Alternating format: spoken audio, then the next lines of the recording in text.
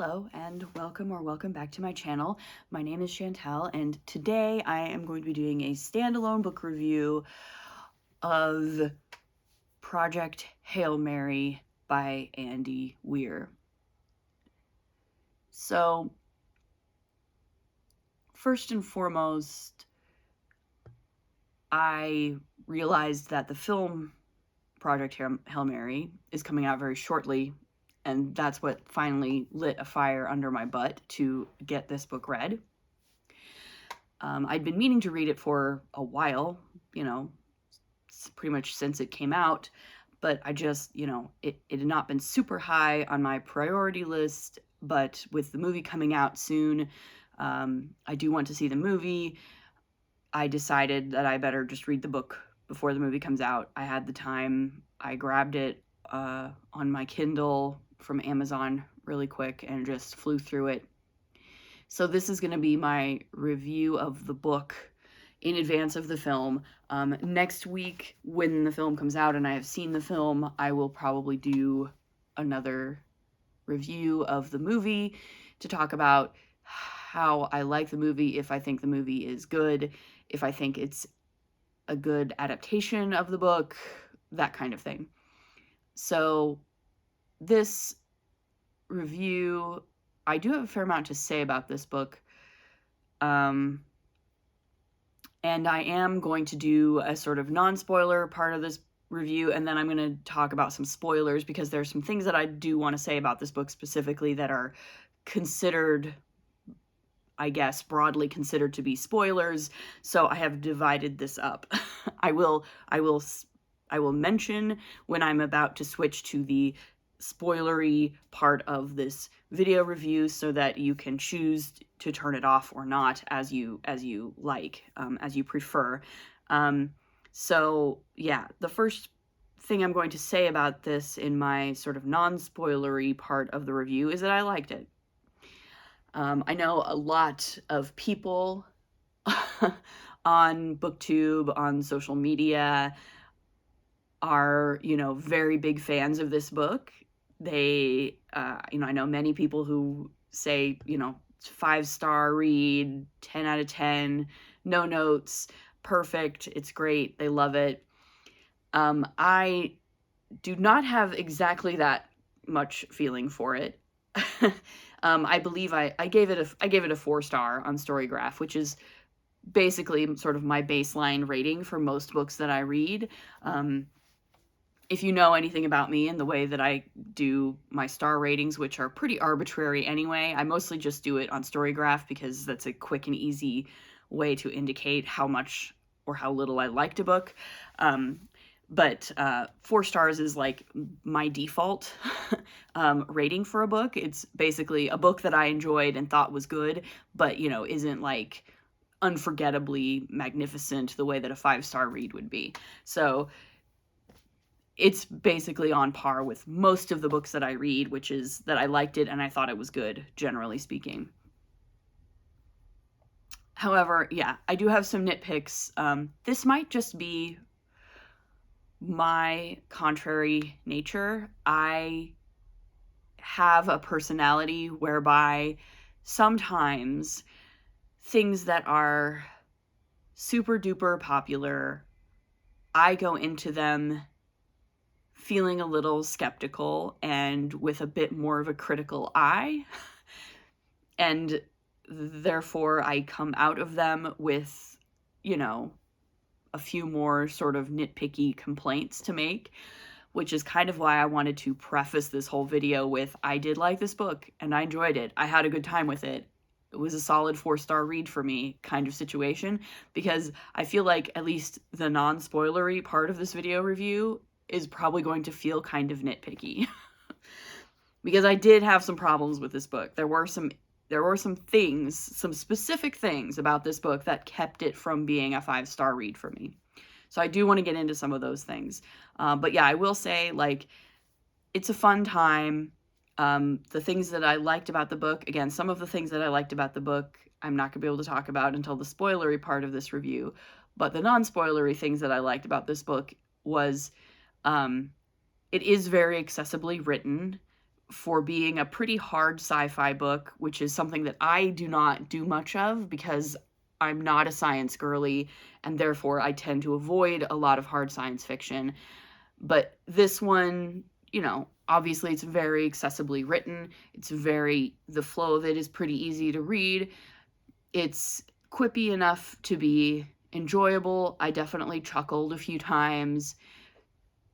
And I also do really enjoy, once in a while, the fantasy of, it's not utopian, but it is certainly quite optimistic. The fantasy that, when faced with a big, potentially world-ending catastrophe, everybody on Earth could come together, forget our differences long enough to try to figure out how to fix it, right?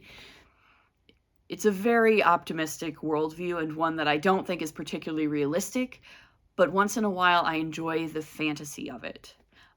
And for me, that's kind of what drew me to this book, is that sense of the optimism of coming together, humanity coming together to solve a problem bigger than us.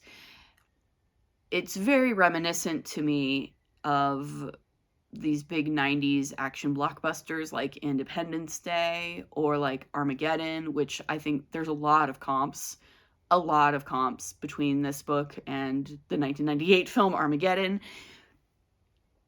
And I feel like that can't possibly be a coincidence. Andy Weir must be familiar with Armageddon. Who isn't? But that idea, right, that fundamental optimism about the ability of humanity to just sort of forget our differences and figure things out with science, is just, it's nice once in a while to dive into a story like that. It feels good, right? It's a feel-good kind of story in that way, which is something that I feel like is direly needed right now. Again, even if it's not super realistic, it is needed, at least for me. So that is one of the main things that I really liked about this book. And I did, for the most part, I enjoyed the sort of back and forth structure of it, of having the present day on the actual spaceship, him by himself on the spaceship, figuring things out, and then going to the flashbacks as he sort of gradually regains his memory. I thought that was a good way to keep the momentum going through most of the narrative. But I do have some nitpicks with it, as I said. I think my biggest problem with the book, and the biggest thing that kept it from being a 5-star read for me, is that the science-y bits do get pretty repetitive over time. By about the 60% mark or 65% mark in the book, I'm sitting here like, do I really need to hear about yet another experiment that you have to do? It's not so much that the science is too much for me, or I don't understand the science or whatever. I think that the book does generally a pretty good job of explaining the science and the math and things like that. It's just more of the tedium of, okay, yes, I get it.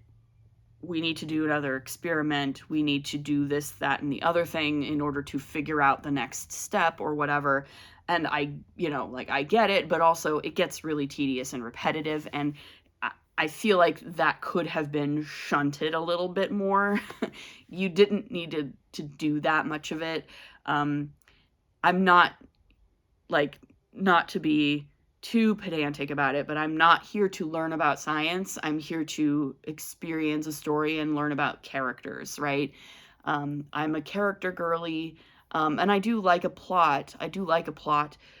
But I don't like being lectured at. I don't care for the science lessons over and over and over again. Some of the science lessons are definitely interesting. I'm not uninterested in science. But yeah, again, after a certain point, it does kind of become repetitive that, yes, we're doing yet another experiment. So that was about the biggest thing that kept it from being a complete 5-star, ooh, this is a masterpiece kind of thing.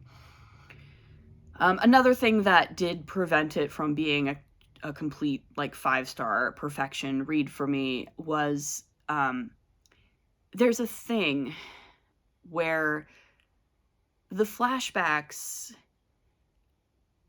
are very utilitarian to some extent, right? The flashbacks primarily exist to explain things in the present, right? So the most basic is, right, like, he wakes up, he doesn't know who he is, he doesn't know where he is, he doesn't know why he's here, and the flashbacks exist to give us that information gradually over time, which is fine as far as it goes, but I also wanted more of the character relationships and the dynamics and the development of those relationships through the flashbacks. But we didn't get any nearly as much of that as I wanted. So, for instance, and this is not a spoiler, right? Because it's the basic premise of the story, which is that he wakes up, he's the only survivor of his crew of 3, right? There's 2 dead people on the ship with him when he wakes up. And he knows that these people are his friends. He says, they were my friends, and he mourns them. And, you know, I like that. Like, obviously, yes, of course, he should mourn them. They were his friends or whatever, but I expected over the course of the flashbacks to get a sense of that friendship and that the way that that friendship developed over time through the flashbacks, and I never got that. I never felt the emotional connection with those people that he seems to have felt, such that he was able to mourn them as his friends, and I missed that. I wanted that, and I didn't get it, and I was sad that I didn't get it. I really wanted more about the relationships in the flashbacks, and it just didn't happen. The flashbacks were pretty straightforwardly, this is what is happening, this is how we got to where we are now, as opposed to actually, like, exploring any of those character dynamics or even giving Ryland any kind of a serious character arc, which I think I really missed out on. So there's that as well. The only other thing I can say, non-spoilery, that's sort of, again, sort of a nitpick, is, like, the prose is fine, it's serviceable, it's not amazing, but it's fine, and it does what it's supposed to do, I guess, which is conveys the narrative. But, you know, again, like, I tend to prefer more literary prose. I tend to prefer stuff that's more stylistically interesting, and so this was, like, fine, but for me, nothing to write home about, and that also kept it from being a 5-star sort of masterpiece for me. So those are, I guess, my non-spoilery thoughts about this book. And now I am going to talk about some things that I very much liked about this book, but I cannot talk about them in a non-spoilery video, so I'm now going to move on to the spoiler part of this video. So if you've not read this book and you don't want to know things about it, then you should probably stop here, and I will see you in the next video. And you can rest assured that I did enjoy this book, and I would recommend it. Generally speaking, it's fun. But now I'm going to move on to the spoilery part of this review. And I'm also going to rant a little about the concept of spoilers as it exists in our current media environment, because I haven't done that in a while either. So I'm going to do the rant first. So consider this the spoilery part of the video, but I'm going to do a little bit of a rant first about what we even consider to be spoilers. And this is a problem that I have with our current sort of spoiler obsessed media culture that is so averse to anybody knowing anything about any plot points whatsoever in the course of a story. This is one of my problems with it. If I had known that this book is essentially a kind of buddy cop story about a first contact with an alien life form and a person developing a friendship with an alien life form and overcoming all kinds of barriers to that friendship and then working with that alien to save both of their worlds. If I had known that beforehand, if I had known that, I would have read this book much, much sooner. And that is one of my main problems with our extreme spoiler-averse culture in our current media environment, where sort of any plot point at all is sort of considered a spoiler or a plot twist, and it has to be completely kept under wraps. And then you can miss out on things that you might really like because everyone is just so scared of talking about any plot points at all in any context.